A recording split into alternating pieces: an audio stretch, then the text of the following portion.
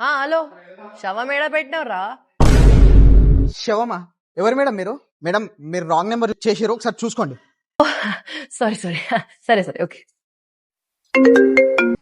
Hello శవం ఎక్కడుంది? భయ్యా ఎవరు భయ్యా మీరు? మట్టిలో కూరుకుపోయిన శవం తాడేసి బయటికి లాటంకి వస్తున్నా.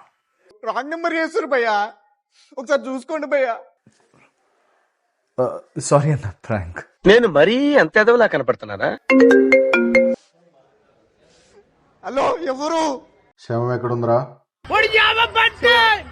అరే భయ్యా మీరు ఎవరు? శవమేంది మీరు? రేయ్ మిలిటరీ రా, నేను మిలిటరీ.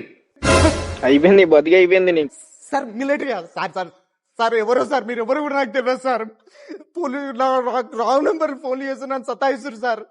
ఏం సార్ అసలు శవం అంటే ఏంది, అసలు ఏం సార్? అది తెలియాలంటే December 19th గుర్రం పాపిరెడ్డి చూడండి. శవమే కాదు, మేము కూడా తెలుస్తాం.